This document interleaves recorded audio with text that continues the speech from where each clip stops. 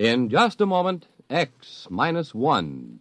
But first, your home will be filled with the voices of top entertainers and fascinating experts in the homemaking field tomorrow when Virginia Graham and Mike Wallace bring you another broadcast of NBC's Weekday. Among the special guests is Rita Gam, Hollywood star and one of Grace Kelly's prospective bridesmaids. And Rita will be joined by a singer whose unique style is well known to his many fans, Johnny Ray. Then from Britain, it's actor Trevor Howard. Meet them all tomorrow when NBC's Weekday brings you another day of fact and fun on this station. Now stay tuned for X minus 1 on NBC.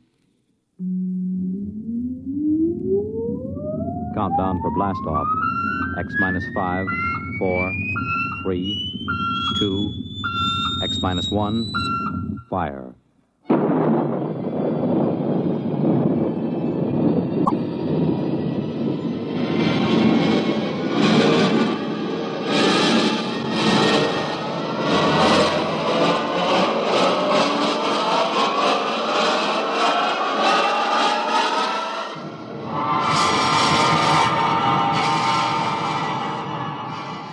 From the far horizons of the unknown come transcribed tales of new dimensions in time and space. These are stories of the future, adventures in which you'll live in a million, could be years, on 1,000 maybe worlds. The National Broadcasting Company, in cooperation with Galaxy Science Fiction Magazine, presents X minus 1.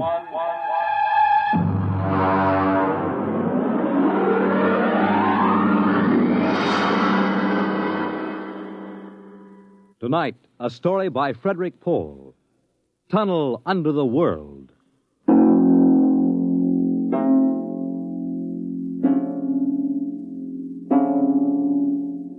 On the morning of June 15th, Guy Burkhart woke up screaming. It was more real than any dream he had ever had in his life. He could still hear and feel that sharp, metal-ripping explosion, that searing wave of heat. He sat up. Mary, where are you? Guy, what's wrong? You're trembling. Where were you? In the kitchen cooking breakfast. What is it? I don't know, a dream, I guess. An explosion. Did you say an explosion? Yes. But that's the dream I had. What? I dreamed there was a big explosion, and then something sort of hit me on the head. Holy smokes me. Maybe there really was some sort of explosion, and it started us dreaming. Well, there'll be an explosion down at your office if you don't hurry and get to work.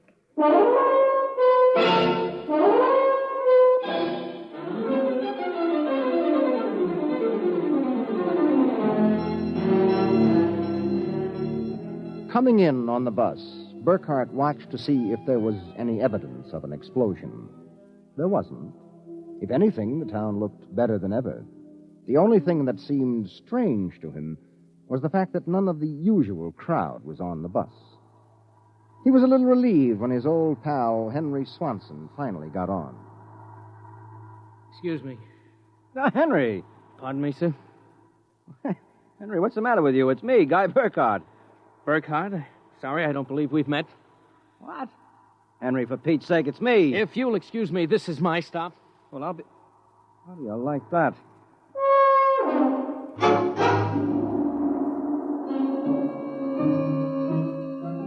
Guy Burkhart got off in front of the gigantic Contro Chemical Building, took the elevator to the 98th floor where he had worked in the accounting department for 12 years. It wasn't until he was almost at his floor that he realized the speaker was not playing the usual commercials. Friends, are you happy with your present home freezer? Of course not. Well, the answer to your problems is a Fecco freezer. Fecco freezers are better freezers. Most wives would do anything for a Fecco freezer. Friends, are you happy with your present home freezer?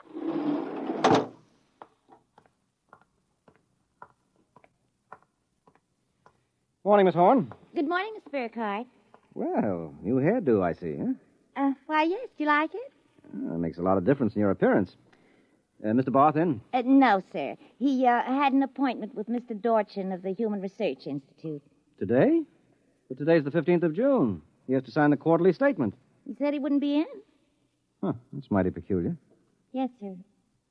Oh, by the way, Miss Horn, what the devil is a Feckle freezer?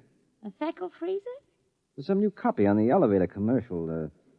Dorch must have landed another account. Feckle freezers. I really don't know, Mr. Burkhardt. It's a funny day. Can't quite put my finger on it, but there's something strange going on.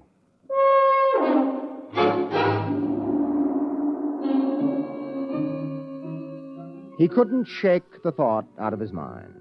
It persisted all through the day and through dinner. He was still brooding as he and Mary got ready for bed. Tired, dear? Oh, no. Anything wrong? I don't know. Well, I guess I'll get a good night's sleep. Coming? I think I'll sit up and read for a while. Well, good night, darling. Night, dear.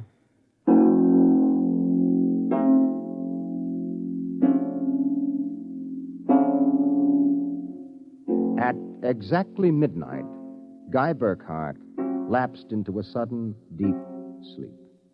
And the following morning, he woke up, screaming. Darling, what is it? What's wrong? Oh, nothing. Bad dream, I guess. Oh, you gave me such a shock. I seem to be having a lot of nightmares lately. Really? Yes, the one I had yesterday. This was the same. A big explosion and then nothing. You had a dream yesterday? Well, of course I did. You had the same sort of dream. I? Guy, you're mistaken. I don't remember dreaming. Oh, now, Mary, you told me. Guy, you're mistaken. But, Mary, you... Maybe you dreamed I had a dream. Maybe... Yes, I might have done that, I suppose. Everything did seem sort of strange yesterday. Oh, that's probably it. You better get dressed, dear. Today's the 15th. That's when the quarterly statement... 15th? Yes. Well, it must have been a dream, because yesterday was the 15th.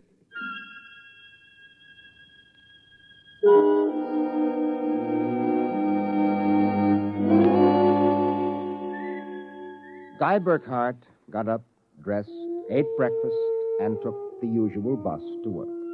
Once again, everything seemed even brighter and newer than usual.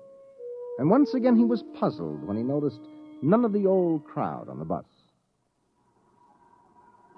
Pardon me, please. Well, look, don't shove so. Oh, morning, Henry. Morning. For God's sake, don't talk to me. What is it? You being followed or something? Don't you know? I was sure you remembered. Remembered what? I can't talk. This is my stuff. Will you excuse me, please? Well, Henry, for Pete's sake.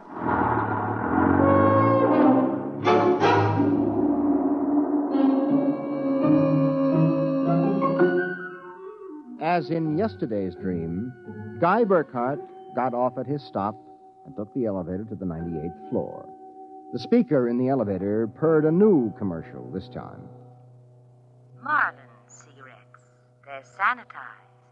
Does your present cigarette make your throat feel raspy and unpleasant?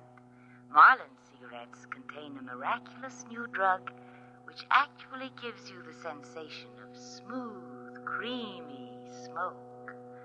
Marlin cigarettes. Marlin cigarettes. He walked down the marble corridor to his office.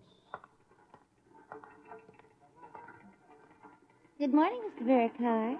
Good morning, Miss Horn. Do you like my new hairdo? Yes. Is Mr. Barth in? No, sir. He had an Appointment with Mr. Dorchin at the Research Institute. I know. You know? Well, I guessed it anyway. And today is the 15th of June, and he won't be here to sign the quarterly statement, and I'm going nuts. Let me have a cigarette, will you? Yes, sir.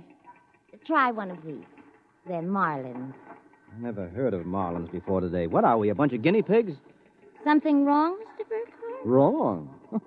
Perish the thought, Miss Horn. Perish the thought.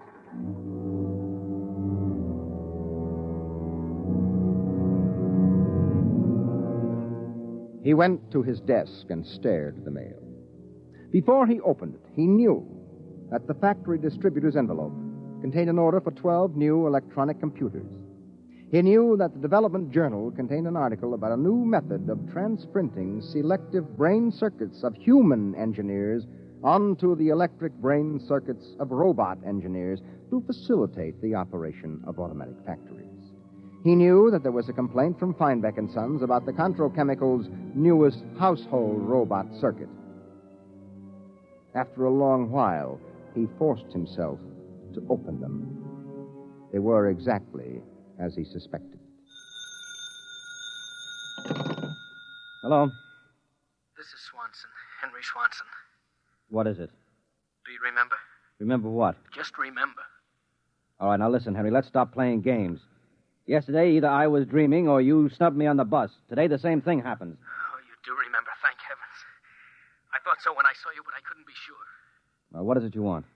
Listen, tomorrow morning, when I get off the bus, you get off with me. Be casual. They may be watching. Who may be watching? Swanson! Hello!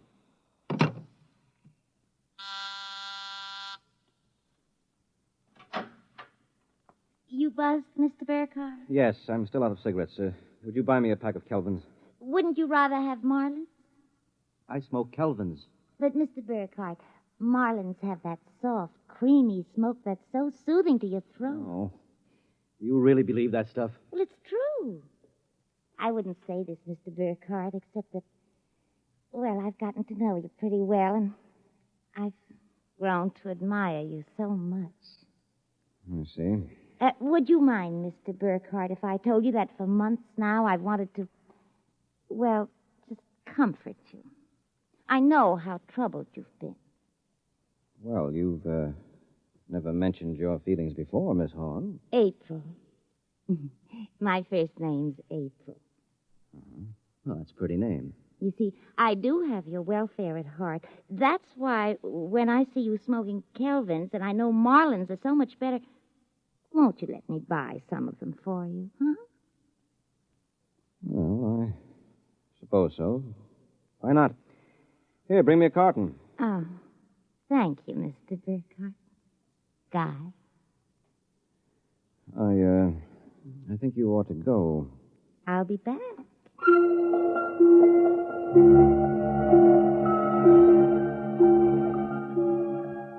There was something wrong. Something definitely peculiar about what was happening. The call from Henry Swanson. The strange behavior of his secretary, Miss Horn. These new products, the dream. Guy Burkhardt went home that night feeling like a man in a nightmare. Is that you, dear? It's me. Did you have a good day? Fair. Oh, before you sit down, will you go down in the cellar and put in a new fuse? The switch in the hall closet blew out. I shut it off. Okay. Supper will be ready in a minute, so don't start fooling around with that old boat hull you've been building. I won't.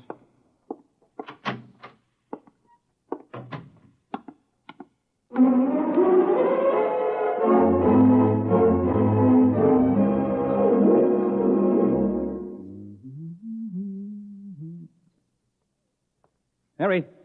Mary! What is it? Come down here. Hurry up. Well, what is it? I don't know. I'm not sure. I was looking for a fuse, and I thought maybe I'd dropped one under the boat hull, so I scratched around. Look. Let me put the flashlight on it. Well? Look at the floor. What about the floor? It's supposed to be cement. Well? Well, it's copper. There's a thin layer of cement, but underneath it's metal. Look here. Underneath the concrete, more metal. And here on the wall. You see? Metal. Metal under the floor, behind the walls, every place. Well, I don't really understand. Mary, I know this sounds crazy, but somebody, for reasons I can't even begin to guess, has taken this house and replaced it with a clever imitation. Guy. Mary, I'm going to look around a little more. Well, your dinner will be ready. All right, save it for me. There are a couple of things I've got to figure out.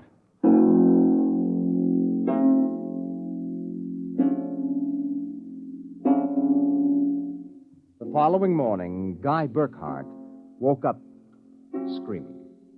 He dragged himself into the kitchen where his wife Mary was preparing breakfast and discovered it was still June 15th. Mary, where's the morning paper? Where is it? It's outside the door, I guess. Uh-huh. June 15th. You'd better hurry, dear. Today's the day Mr. Barth fills out the quarterly tax return. Oh, no, it isn't. What? He won't be there. He'll be at a meeting with that crackpot Dorchin at the Human Research Institute. Mr. Dorchin? He'll be there. And Miss Horn will have a new hairdo, and the elevator will be selling some new product, and Swanson... What about Swanson? Swanson, he said... I wonder if it's going to be the same today, or whether... Guy, what in the world are you talking about? Huh? Nothing. Never mind. Where's my coat? You haven't had any breakfast I don't want to miss my bus. I'll see you tonight. Guy Burkhart got on his bus. There were the same unfamiliar faces, the same unusually new-looking buildings, the same unusually bright sunshine. And on the customary corner, Henry Swanson, pale and furtive, climbed aboard. Excuse me, sir. It's quite all right. Do you remember the phone call? Yes. Oh, thank heaven. Get off at the next corner and follow me. Where are you going? There's an excavation for a building about a block down. Make sure you aren't followed. I'll go first.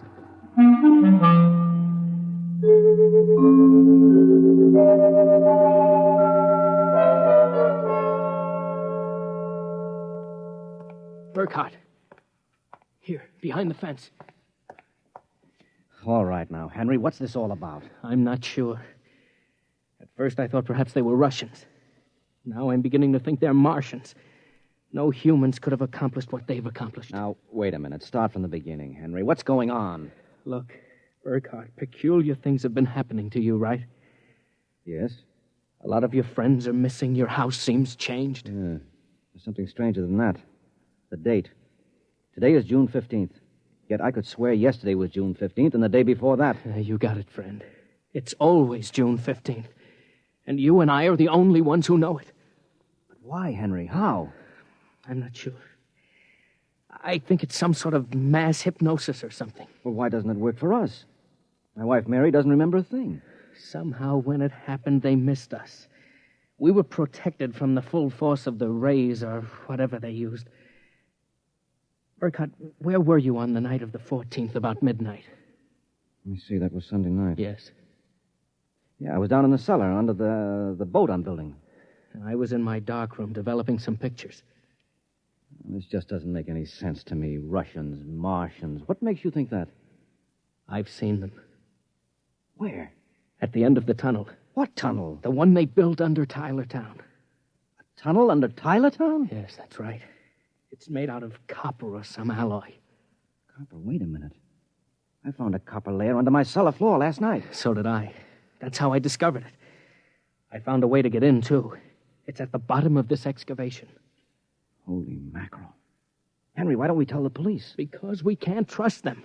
Even the police may be Martians in disguise. Oh, come on now. You're being melodramatic. Oh, am I? Well, you just come with me. Where? Into the tunnel. I'll show you.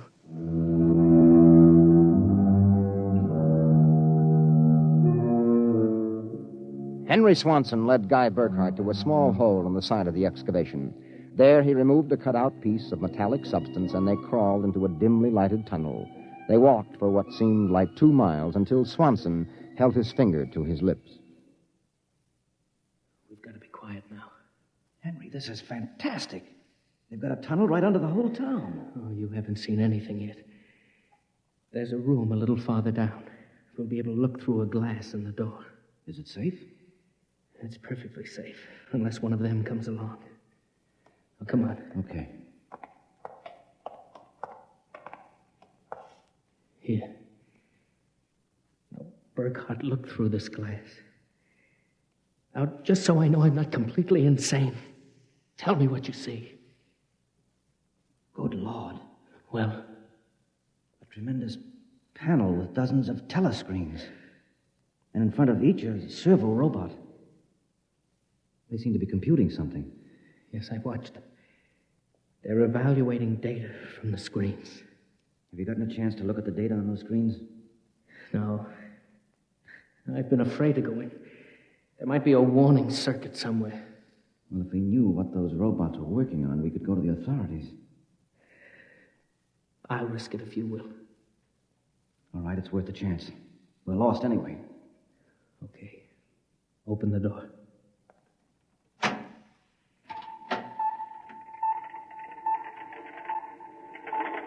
So far, so good. Come on. Let's take a look at that data. But don't interfere with the robots. Don't worry. Here, let's look at this screen. Listen to this. Tests in the 47K12 group with Marlin cigarettes pulled 80% using the soft feminine approach. Indications are that an extension of this approach would influence at least 70% nationwide. The direct elevator pitch pulled only 10%. This should be abandoned and a new series of high persuasion personal elements introduced. Henry, do you know what this means? I haven't the faintest idea. I don't blame you. This is crazy, but it fits the facts when I think about it. Do you know who's behind this? Martians? No, not Martians, Henry. Humans. What? Humans who are interested in developing the perfect propaganda machine. What? I don't know who they are or how they've done it, but somehow they've taken Tylertown over. Hypnosis. Hypnosis, drugs, maybe some kind of array or something. However they do it, what happens is that they let us live through a single day. During that day, they pour all kinds of suggestions and propaganda into us. At the end of the day, they evaluate the results, see how we've reacted. And at midnight, they wash the day out of our minds, and the next morning we start the same day over again with different stimuli. Do you know what that means, Henry? Suppose one man learned how to influence people 100%. Why, in a year, he could sell us anything from freezers to political candidates. Oh, wait a minute. We're guinea pigs, Henry. This whole community is one big test tube for Dorchin's propaganda research. Burkhardt, what do we do? I don't know, but somehow we've got to get out of this town and get to the FBI. Oh, do you think we can? It's worth a try. Come on. Wait. Huh? What is it? Look through the door. There's somebody coming down the tunnel. We've got to hide. Behind the circuit box. Wait. Good Lord, it's Dorchin, the head of the Research Institute. Shh, quiet.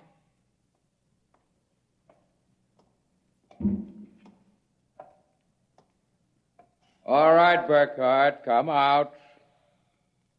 We know you're in this room. Miss Horn has informed us that you remember. I must warn you that it's useless to buck us. Come out peacefully. Let our maintenance crew adjust you properly so you don't remember from one experiment to the next. It will be quite painless. If you don't come out peacefully, we'll have to get you. Henry, take this wrench. When I give the word, jump him. But he may be armed. Well, we've got nothing to lose. Very well. I'm coming after you. Now! Burkhardt, I've killed him. Now, wait. Get his coat unbuttoned. Maybe his heart is still beating. Henry! What is it? What's wrong? Look underneath his coat. Heaven help us. It's a robot. A humanoid robot designed to look like Dorchin. Come on, let's get out of here. Wait. What's that? It's a loudspeaker. I told you it was useless, gentlemen. Who are you? Mr. Dorchin, naturally. The real Mr. Dorchin. What are you trying to do to us? Merely trying to prevent you from damaging my experiment, gentlemen. You can't get away with this, Dorchin. Sooner or later, somebody, the FBI or somebody, is going to get wind of this madness. Really, Burkhardt, you're quite naive. Now, why not be reasonable and let the maintenance crews adjust you? And if I refuse, I suppose you'll kill me. That would be quite impossible. Oh? You see, Burkhardt, you're already dead. Dead? You're shocked. It's quite true. You and everyone else in this town were killed by a premature atomic blast at the Condro chemical plant. The blast occurred at 7 a.m. on June 15th. That is the last thing imprinted on your minds. That is why you wake up screaming each morning. No, it isn't true. But it is. What I and my associates did was take the brain circuits from your dead bodies. We stored them in electrochemical batteries till we had a chance to rebuild the cities and begin our tests. Do you think I believe a fantastic tale like that? I imagine you find it incredible. Of course, we didn't rebuild everything exactly. After all, it only has to last for a single day, June 15th. At midnight, we turn off the power and wash out the memory of the day. You and your friend Swanson, unfortunately, have defective circuits. You remember. Burkhardt, it's no use. We're trapped. Give up. No, not me. What can we do? We can make a run for it down the tunnel. Come on. It's useless, Burkhardt. Keep going. It's useless, useless, useless.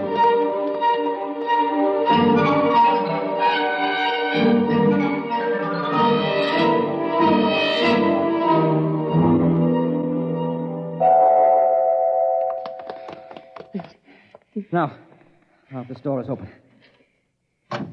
It opens. Oh, no. No, I don't believe it. Swanson, look.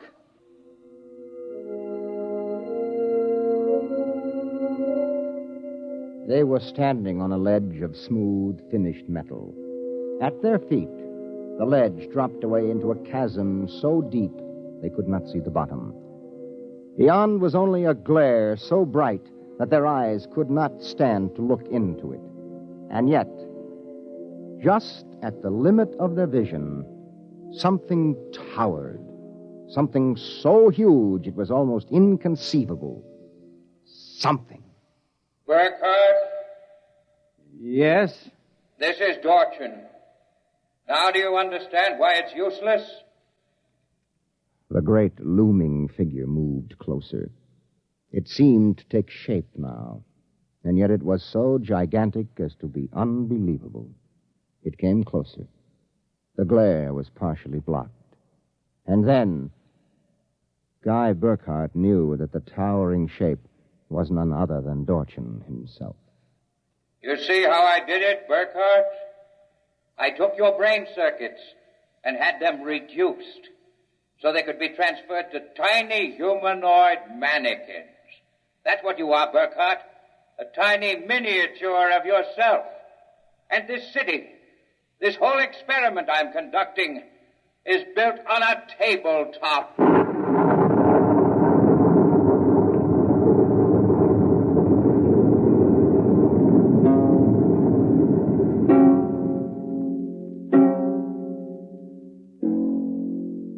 It was the morning of June 15th, and Guy Burkhardt woke up out of a dream screaming.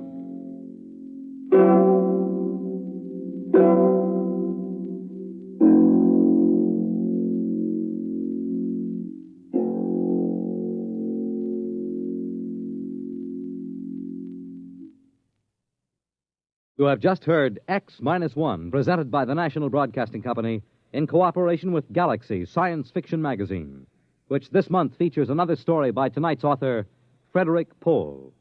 It's the second installment of his novel, Slave Ship. Your announcer, Fred Collins. X-1 was directed by Daniel Sutter and is an NBC Radio Network production.